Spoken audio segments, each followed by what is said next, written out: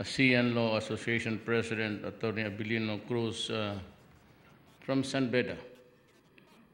He's our icon because he topped the bar at 20 years old. He was not allowed to take his oath of office because he had to wait for 1 year. The law says 21. And so is Attorney Mijaldea. The heads of delegation of the ASEAN Law Association Governing Council, Chief Justice Rifkawi Dato Kif Lee of Brunei, Chief Justice Muhammad Hatta Ali of Indonesia, the Association Secretary General Regina Heraldes, members of the ASEAN Law Association Council, ASEAN Interparliamentary Secretary General Isra Sonturn Bot. I hope I have pronounced your name correctly, but if I didn't, kindly accept my apologies. The former Chief Justice Artemio Panganiban and other members of the Supreme Court of the land are here. Some are my classmates, distinguished guests, ladies and gentlemen.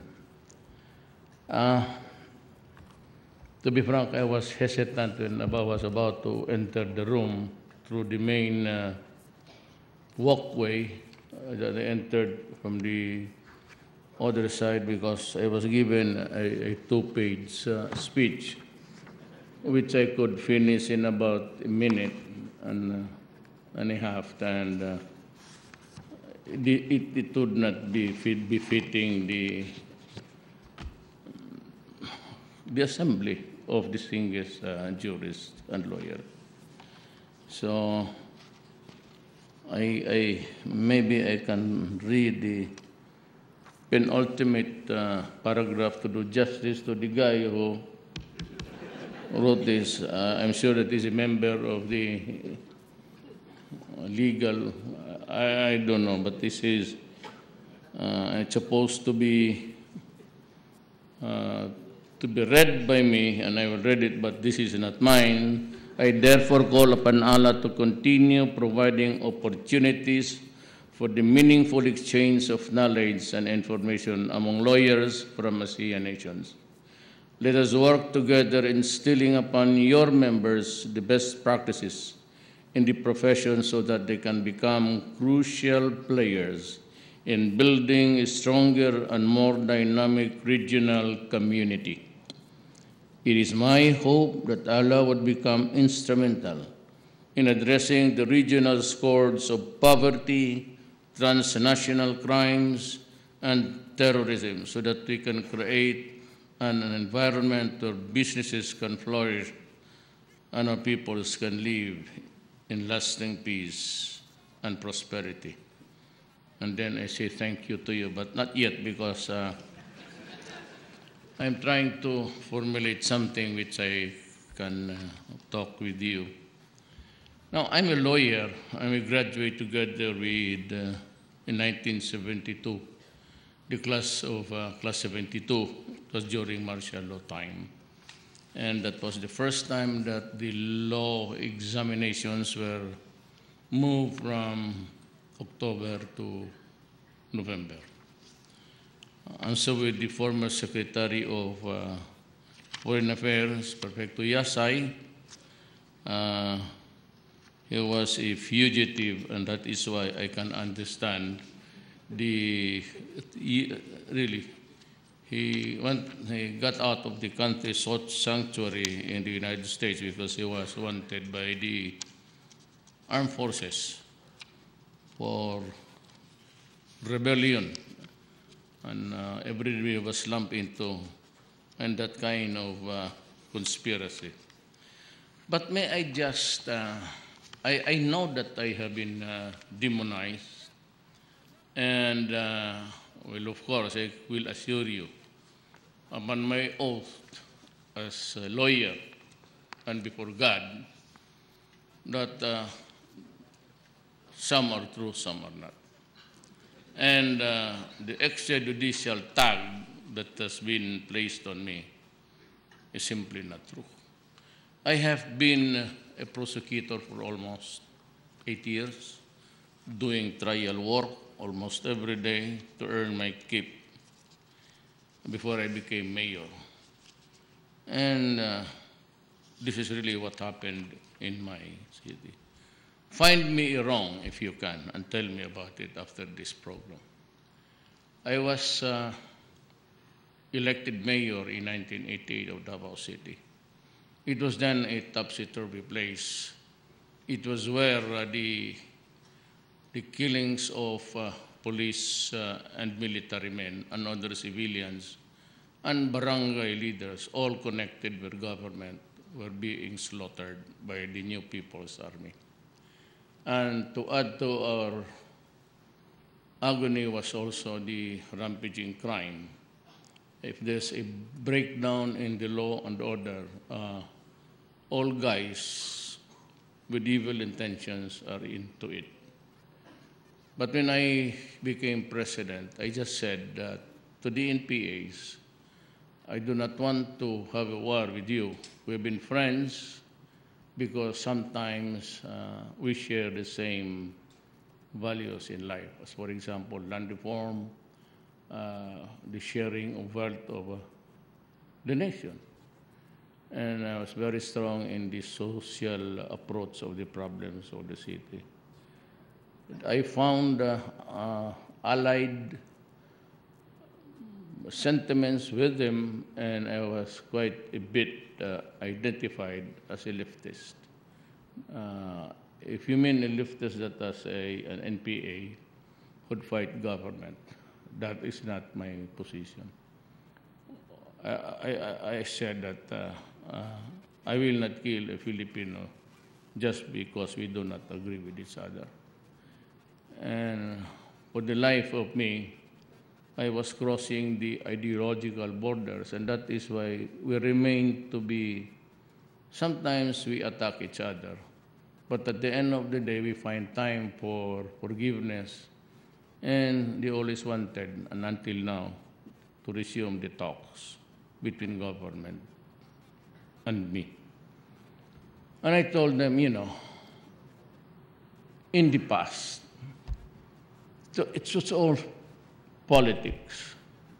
When you're just a mayor, you do not carry the burden of compass and direction for anybody except for your own city. And it is always the votes that would count. But as president now, I carry the burden of governance.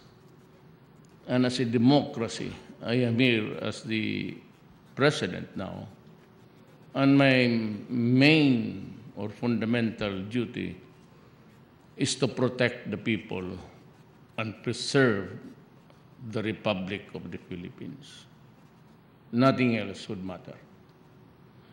And when I won as mayor, I was able to talk sense to the Communist Party of the Philippines, but I was having a hard time dealing with criminals. And so I said, you know, I am not a soldier. I am not a policeman. I am here tasked by the people to build a city. Kindly, most kindly, do not destroy the community with your continued depredations.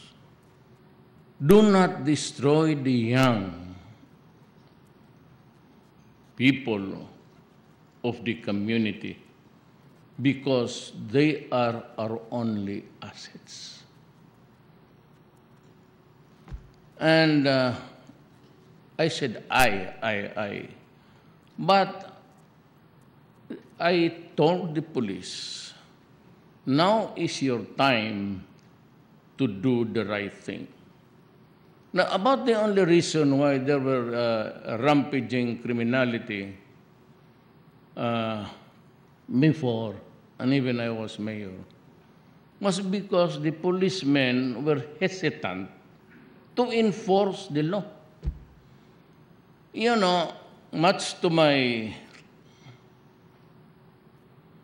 dismay as a lawyer, the leverage being used, and you know that, judges and even the Secretary of Justice knows it, that when they are charged, the one who's criminal, raping and killing and everything,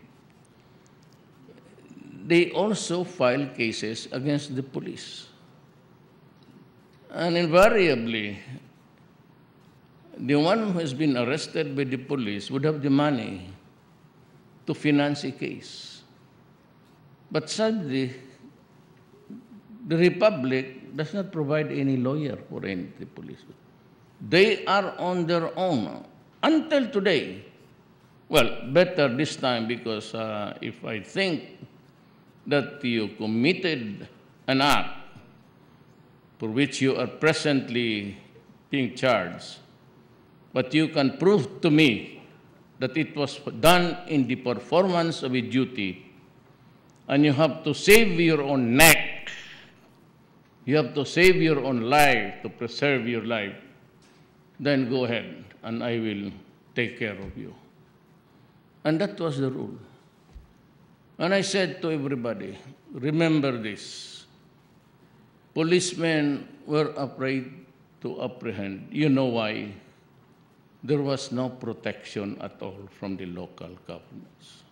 But since I was a prosecutor, and I have seen so many cases fall because of the absence of a policeman, or a policeman bought, or a policeman who is a coward, or a policeman who does not just really care about his work.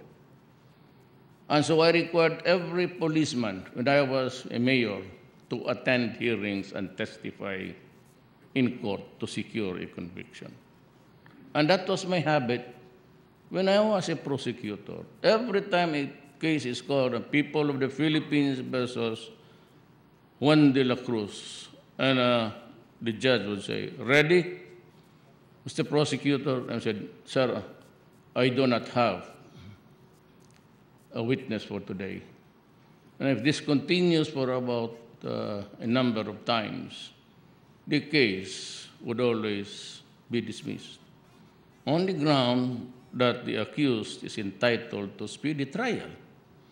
And if the case is called thrice and you do not have the witnesses, the case goes kaput and leaves the policeman hungry, because when a case is filed against a policeman, a peace officer, or a law, he is suspended that day. And he loses his salary, and there is no food on the table, and there is no money for the children to go to school. That has been my experience as mayor and as a prosecutor doing trial work. That was a reality on the ground. So when I became mayor, I had to do something with my mouth. And I said, I would kill you if you destroy my city. If you keep on distributing drugs, and that will destroy the future, and he becomes just like a zombie with no direction and a wasted life. And if you do it in numbers, I will kill you. Make no mistake about it, I will kill you. And that is the rule when I became president. And during the time of President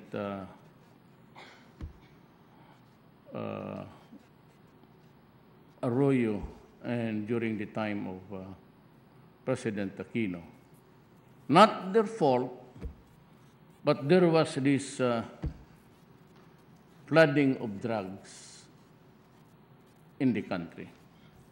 Little did we realize that as early as 40 years ago, during Aquino's time, we had already become a narco state because, as it is now, most of the barangay captains or the barangay captains are the heads of the most basic government unit. It's the barangay, then the municipality, then it's the city, the province, then the regional offices, then you have the national government. And that was a very sad thing to realize. And I know that every time my case is dismissed, it's either because there is no policeman to testify, or that the evidence that I was holding, which was supposed to be shabu at the time when it was seized by the police during an arrest, turned out to be just an alum. To my horror and embarrassment, and the harsh words of the judges, I know that you have a temperament, everybody is busy, and the penchant sometimes to just berate a lawyer in front of people. And those are the sorrows that I had to deal with. So I said, do not do it in my city. But I did not tell any policeman for the life of me to kill just everybody, perhaps sitting down or kneeling in front of the police with his hands outstretched in surrender. That is really murder. And every policeman gets an education of 2 years. When I was a prosecutor, to augment my income, because I already had 2 children. One is the mayor now of Davao City, my daughter. I had to teach criminal law, criminal evidence, and criminal procedure. I am sure that there never was a time that I said, go out and just kill the criminals. It's always been, go out, do not be afraid, I will support you. And even during the time when I became the president, I went to Camp Crami, same speech, and I said, go out, hunt for them, then if there is a confrontation, ask him to surrender. But if he does not submit to the custody of the law, the requirement is the police officer must overcome the resistance. And if that resistance is violent and the police thinks that he is going to lose his life, my God, shoot him. That was the same lecture that I was giving when I was a law professor of the police academy in Davao. Now, find me wrong in my statement when I say, I will kill you if you destroy my country. I will kill you if you destroy the young of my country. I am asking everybody to find me a fault in those 2 statements.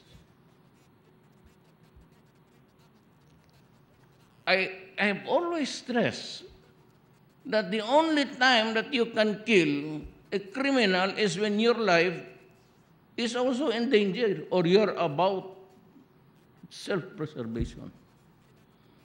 But you know, politics and the fake news that some of the invented events, and they gave 4,000 dead. Me, for the 22 years that I was mayor, I would say easily 600 maybe. It could reach that number. And all because of police encounters.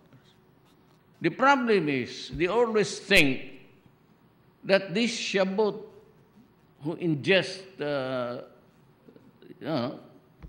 inside is a chemical that is They say some experts came here from America. My God. Here is a precursors. 2014, it's the International Narcotics Control Board, United Nations. Here are some of the pamphlets. Cannabis. Cannabis is a tobacco-like greenish or brownish material made of dried, flowering tops and leaves of the cannabis. That's poppy. Cannabis, resin, or hash. It's a dried black-brown secretion of the flowering tops of the cannabis plant, which is made into powder. Every drug is characterized by its effect, but it says other effects. Cannabis smoke contains 50%, far more than high than the cigarettes, which could put users in an increased risk of lung cancer and other respiratory disease.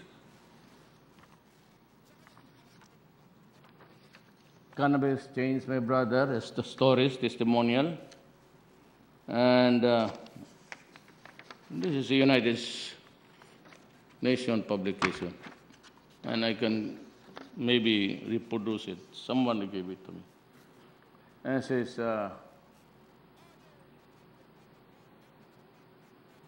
cocaine is a fine white powder that acts as a powerful stimulant. It is extracted from the leaves of the coca plant.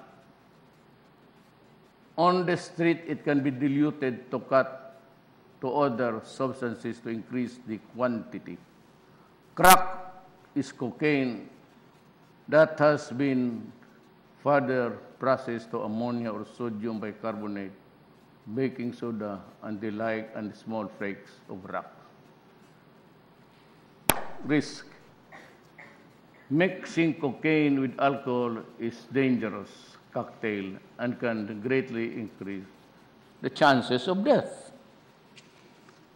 Now, because I will explain.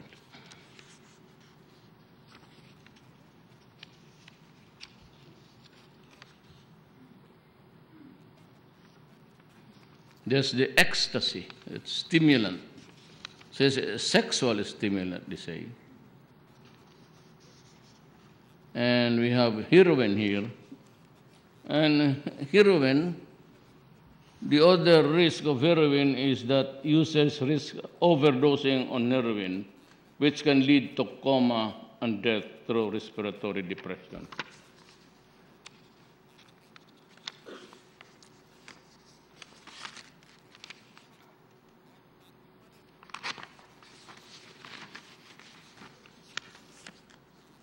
Shabu,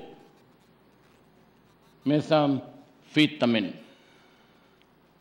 It does not come from a poppy, unlike cocaine, heroin, or the other effects. It is a combination of deadly chemicals. Methamphetamine is part of the group of drug called amphetamine type stimulant. It is a synthetic drug that is usually manufactured in illegal laboratories. Methamphetamine comes as a powder, tablet, or crystals that look like shards of glass. What are the risks? Methamphetamine use sometimes triggers aggressive, violent, and bizarre behavior among users. And so, when I asked the police, and I said, I declare war, you know why? During the time of General Santiago, when he was the chief enforcer of PDEA, the Philippine Drug Enforcement Agency, he said there were about 3 million affected Filipinos, contaminated with shabu. During my time, I declared war. And many of you Filipinos saw it on TV, people's surrendering by the hundreds of thousands. At the end of the year, I took my oath of office in June 30, so I started to work July. At the end of the year, we were able to make an accurate count of 1,300,000 additional drug addicts. So my country is now reduced to slavery. A good portion of the population are slaves to a drug called shabu. And shabu, or the overuse of shabu or constant use of shabu, 6 months to 1 year, shrinks the brain of a person.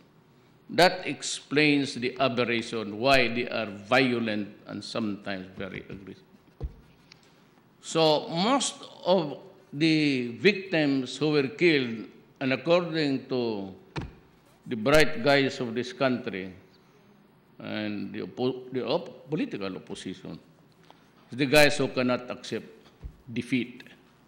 They invented the fake news and concocted figures. I do not deny that there were people killed in that campaign. But what is they say is, why are they killed? Because a shabu user or a lieutenant of the shabu syndicate has always a gun. And that is my experience when I was mayor. And sometimes I am there to watch. Sometimes I participate. They always fight it out. And this document of the United Nations, who until now is in denial about the problem of the worldwide use of shabu. Now, there is now a less use of cocaine, heroin, and all, because you get it from the 14, the Golden Triangle, Burma, Cambodia, in that, they call it the trail of the shabu merchants. And in South America, you have to get it, the poppy, or from the neighboring countries. They have to travel. And there is much risk because of the so many countries and the so many checkpoints that you have to pass. Well, if you just cook shabu where you are, and you can cook it, just create something which is smelly, piggery or a poultry, and that deadens the peculiar smell of shabu. And you can cook. The precursors are there. It's a report of 2014 of the United Nations. So now the question is, why is Duterte enforcing the law only against the poor people? Let me tell you now, here and now, the market of shabu is the poor sector of society. Because, you know, the rich people, they don't really go crazy at one time or that easy. They use it sometimes cocaine, but they are the rich people beyond the reach of the law. They have their own yachts. They can go around Manila Bay, or some of my friends who are really, whom I know to be into it, they ride up in the air using the jets, and they do this session. So those are the rich people who cannot reach the price of cocaine and heroin. But shabu, one sachet is only 200,000. If you 200 pesos rather, per one sachet, this is small plastic. Sometimes you do it every day, then it's about 6,000 per month. You times it 12 months. I'm not good at math, but you realize something like times 12. That's about times 12 million. That's about 216 billion industry. Money intended for the Filipinos circulating from their sweat of their by working at the same time being a shabu user. So that's why the poor people? Because it is being peddled and distributed amongst the poor people. You cannot go to the plus subdivisions of Forbes Park and start whispering to the guy, hey, now, I will solve the problem, the riddle for you. Why are minors being killed? You know, in this country, 15 below, they do not incur any criminal liability. Our penal code before provides the crime time something like below 9, no criminal liability. And that is correct. I agree with it. Then above 9, below 12, if there is malice. As for example, a little boy who steals for food or maybe clothes, we can look beyond it. But if this guy, this little boy, starts to molest a girl or a woman, certainly there is malice in it. Then the law says above 12 but below 16, or whatever the crime, there's always the indeterminate sentence law. Here is a catch. He is my friend. I do not deny his competence.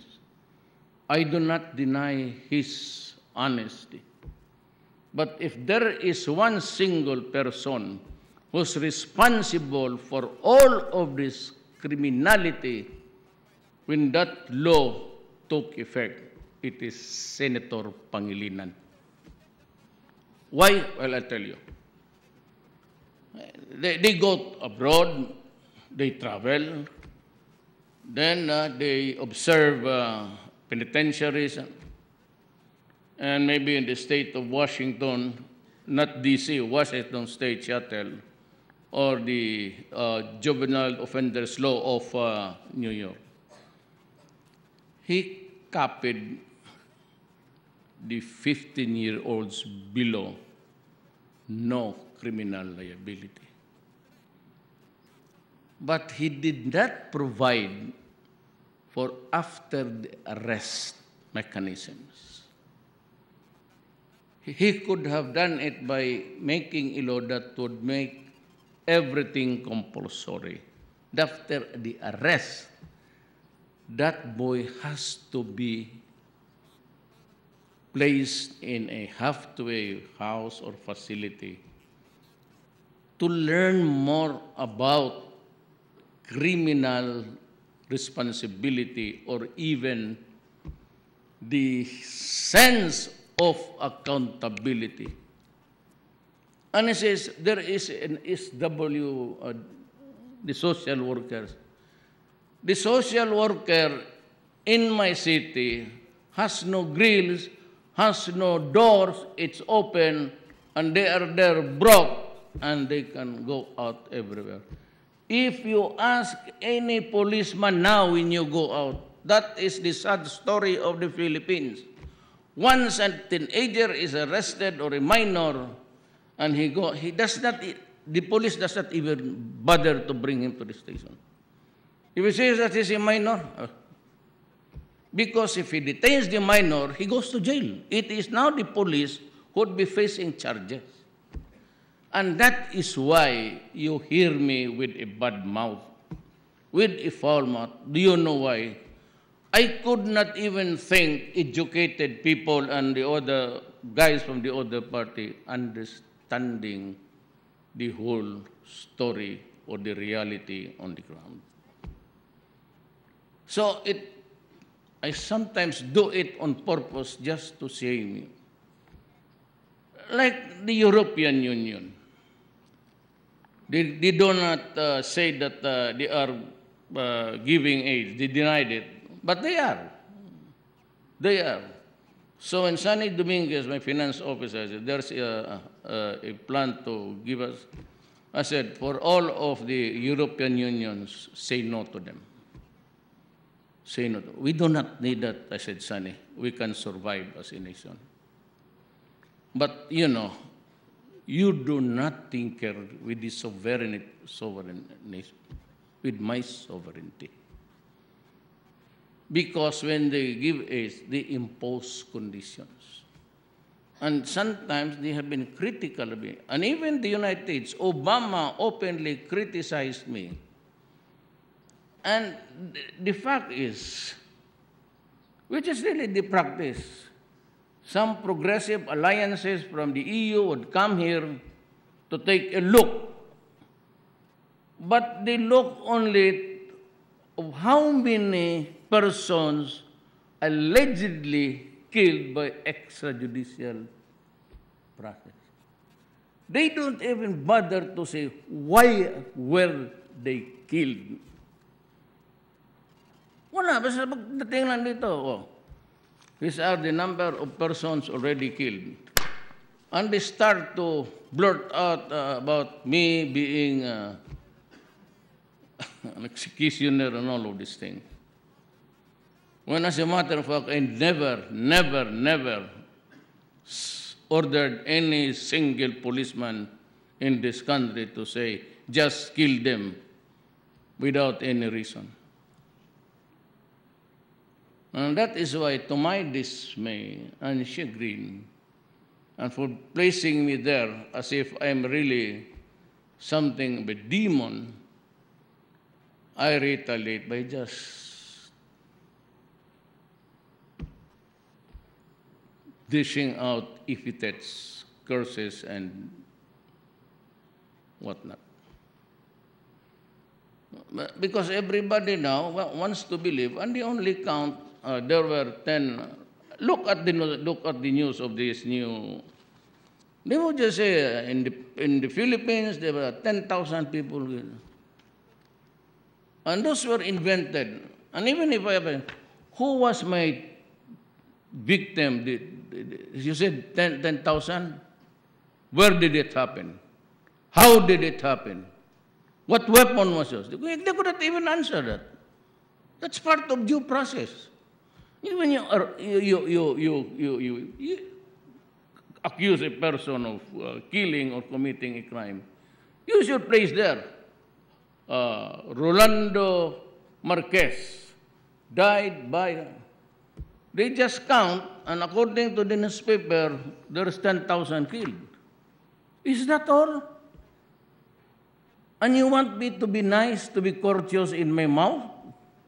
You just count the number of dead. You know, I am appalled by the, I don't know if they have something is wrong in the gray matter between their ears. He should have asked, why were these persons killed? What could have been the reason? Or what was the cause? Then I would tell you that I have now 1 million addicts. And the police now are working because I told everybody on TV, I will never abandon a police who kills a person in the performance of his duties. It's always work on his life.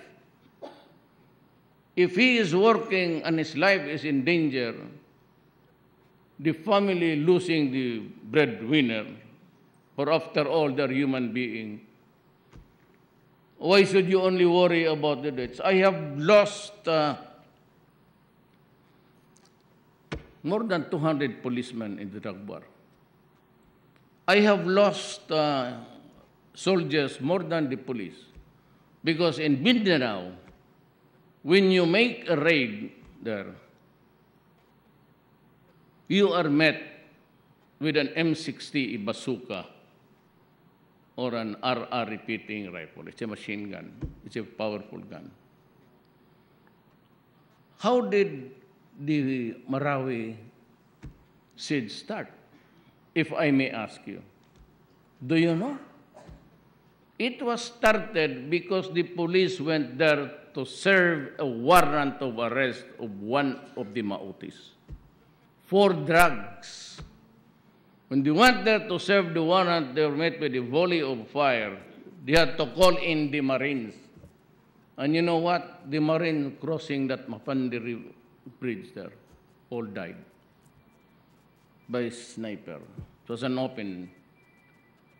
And my fraternity brother from San Beda also, he's in Maranao, like me, my Lola.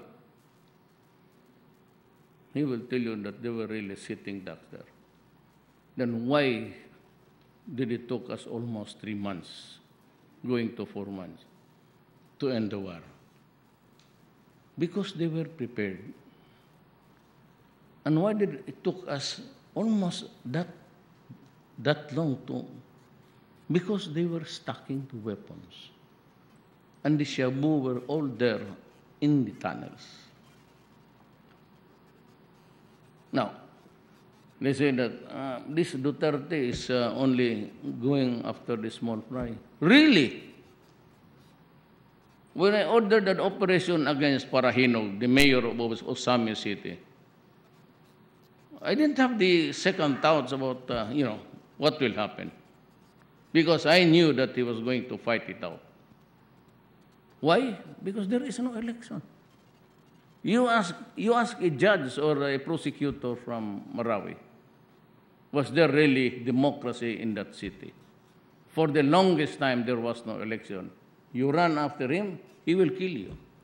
The policemen who disagreed with him were also killed. So when government killed him, we started to dig, and we found the bones of the policemen still in their uniform. And so we had to take him out. I said, go and take him out. He was a criminal. And in one of the houses, they destroyed it already, but it was shown on TV. His house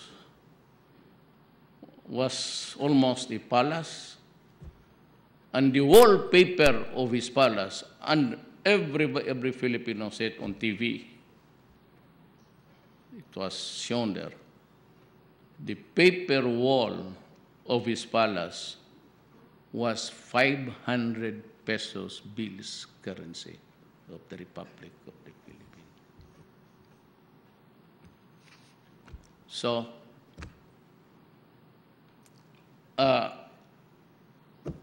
the mayor of Iloilo City, I identified him. This is broadcast nationwide. I said, you're next. You're next. But after the mayor of Espinosa of Albuera, same thing. He shot two of his policemen in front of the people in the market because they would not obey him. And he has killed so many people.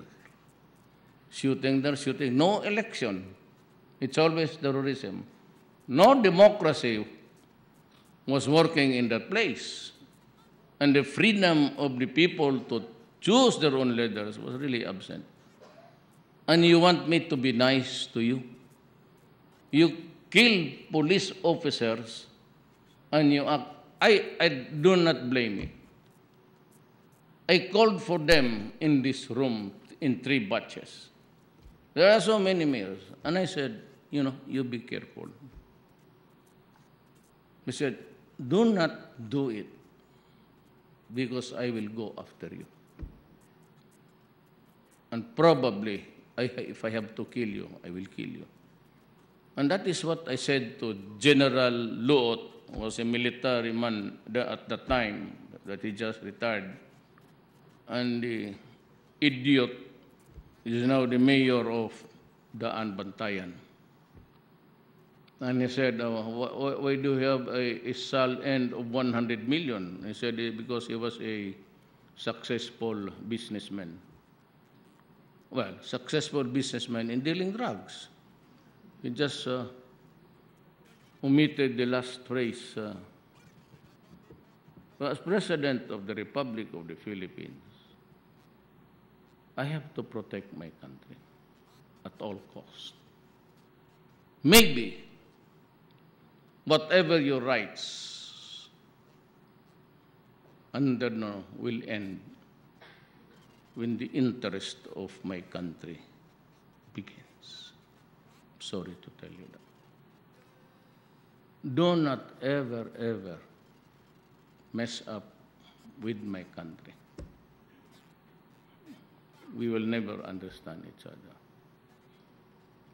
Now, what's the role of the minors? Why is there an adult and a minor? Well, because the adult is the distributor of the place. And the runner is the minor who does not have any criminal liability. So when he is arrested, he is freed immediately. Immediately. Don't ever think of that, that they are sent to, no such thing. Believe me, I'm telling you.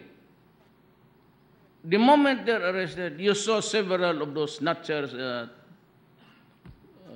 which was taken by a video in EDSA, grabbing necklaces, bags, and everything, and they run.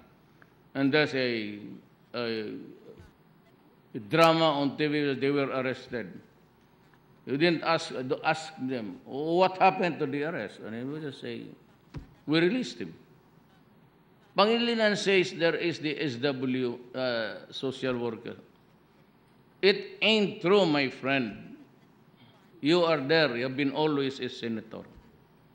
I've been dealing eyeball to eyeball with this problem as mayor, as a congressman, back as vice mayor, then mayor again. I should know my business. Now, look, you don't arrest. What I told them was to destroy the organizations. Believe me, shabu or distribution of drugs is always organized crime. It can never be one where you can pick up like peanuts or buying candies in the sidewalk or buying something which the itinerant selling cigarettes there whenever there is a stop in the traffic. It is always an organized crime. There's always the one who would cook, there are the lieutenants who would distribute, and there are the peddlers who deliver. Now, what about the minors? Well, some minors are also hooked into drugs. And they refuse sometimes, but not all the time. Minors, you hold them and they would even, so sometimes the police have to overcome the resistance so that you can be brought to the station or to the judge to answer for your misdeeds. Minsan, they suffer hematomas there in the struggle. And the following day, after they are released they are immediately released, they go to the doctor have the examined, and after that file a case against the police. And sometimes the obscenity of it all is that they are the ones milking the police. Give me the money and I will withdraw my charges against them. Do not ever think that everything is in order in this planet. Please. Always, we have been taught there is always the evil and the good. Do not presume goodness all the time, or this country will sink.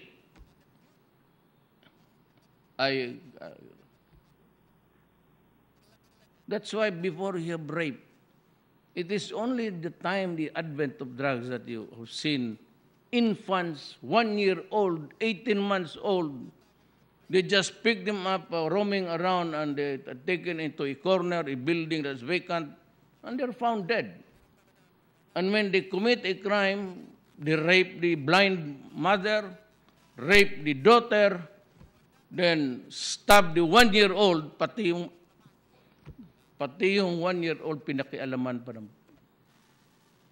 Now, if you're the president, how would you feel? Then how now the sense of responsibility of preserving the Filipino, protecting them?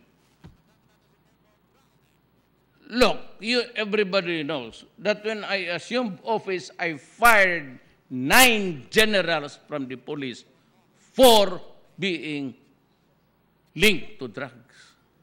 Who do you think killed so many persons on the streets? Me? I never ordered an operation because I was wary all the time. Who is the police who is honest, who is not? I studied the landscape for 2 months, who to place there. But the killing started. You look at the statistics. Even before I became president, 2 weeks before I became president, there were already killings. 10 a day, 5 a day. Look back. You can scroll it in your, it's very easy now. Scroll it back and you will see the number of persons dying or dead even before I assumed the presidency. Who do you think killed them? So that is my case. That is my summation of my innocence, if you may, or my guilt to the others. But that is how I operate, because I am tasked with a very onerous burden of keeping the citizens safe. Why? Remember, there are 2 million Filipinos working abroad just to earn money to send to their children for food and education. Remember that. Sometimes you hear them.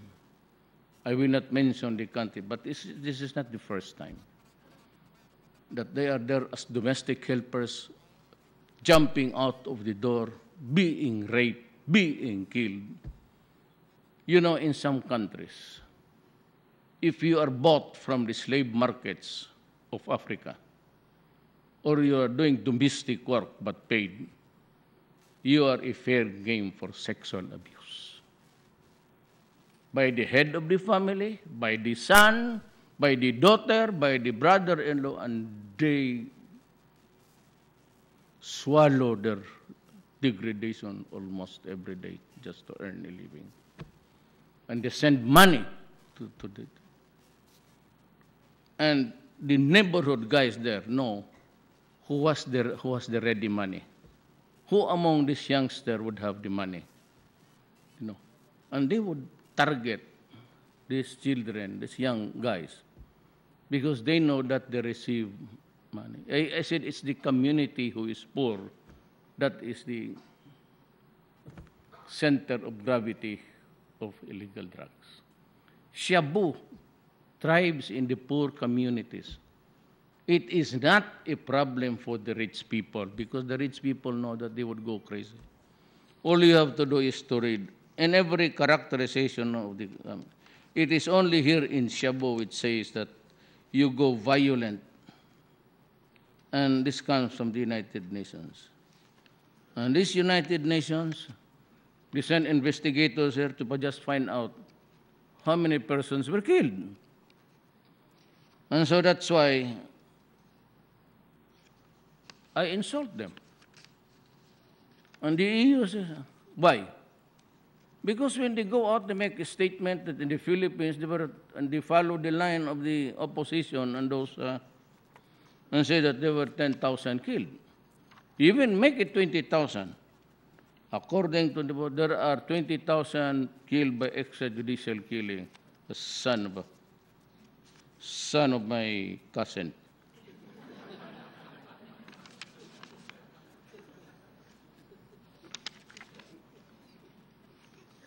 That's why I said you. That's how I have a foul mouth. Because they come from EU. And how can you be so ignorant and short of understanding? It is a social problem. If it is a social problem, then begin by saying that there are deaths, but why are there deaths in this country? What causes the bedlam? You just don't come here and say, how many dead? Oh, this is enough. We will trumpet around the world that threatening with me with prosecution before the International Court of Justice. Go ahead. No problem. But just give me a audience who are educated. So that's why it appalls me to learn that they can be so stupid about it, that they not, almost an ignoramus.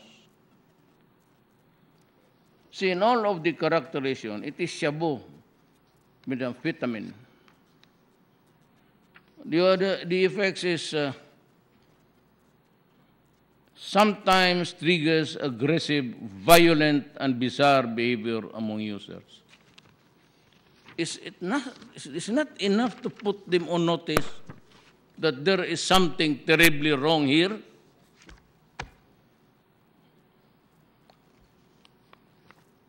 That is why with the, pardon me sir, with the Senator Angara, I appointed him as an envoy to the EU. I've been trying to explain to them, but I said to them, if they listen to you, sir, fine. If not, then they can all go to hell. That's what I said to Obama. You can go to hell. Why should I not tell him that? He was berating me in public. His State Department usually publishes the report of extrajudicial killings. But how about the millions already dead and the millions who are hooked into the drugs permanently? Oh, how about them? How about the fathers, the sacrifices? The OFW, breaking their backs, working, sending money only to realize after so many years working that their sons or daughters are not humans anymore. It is a social problem, they say. So treat it with a correct. But there is also a crime. And me, for the benefit of all, poor and rich alike, this is what my oath of office says. That I will enforce the law against all, does not say rich or poor. And in organized crime, we know that if it is an organized crime, it is always a conspiracy. And if there is conspiracy, the act of one is the act of all. So when I say destroy the apparatus of the drug syndicates, you have to destroy all. Because you enforce the law not only against the rich unfortunately though, shabu thrives in the poor communities. Otherwise, why would I waste my time with that? I said, I am a president. I am not a soldier. I am not a policeman. I build a nation. But, you know, it has to be a nation run by the rule of law. Tell me now, what is my sanctuary in the face of all this onslaught against the people? Do I kill innocent people? What will I get? You think God will like it? I will ask you, Duterte, how many persons did you kill? You know, my count is, I said when I was mayor, more or less, I can give you a rough figure. God, it's about 600. Oh, how about in Manila? I say it's 10,000. You know, God, if it's really 10,000 and they are dead, why don't you ask him? They are here already in hell. And you'll get the true answer. You say, why are you dead? What's wrong with you? For what? Very easy. I am not afraid of the wrath of man. I can always explain my duty. If my duty falls short of the expectations of the people or would have a different view of how things would be run, I'll accept it. I can go to prison even. What I'm afraid of is the wrath of God. It's always God that counts. Not the God of some religious people. Maybe we have different gods. My God does not allow youngsters to be raped and to be killed. My God does not allow shabu to thrive, to destroy people's lives. My God says that I have to do something because God says that you were elected to really serve the people. And if I go down, I will go down. If I go up, I go up. I place myself in this. Whether I go up or I go down, I will do the things which I have to do because it is my work. And I am a worker of government and I serve the people of the Republic of the Philippines. Thank you.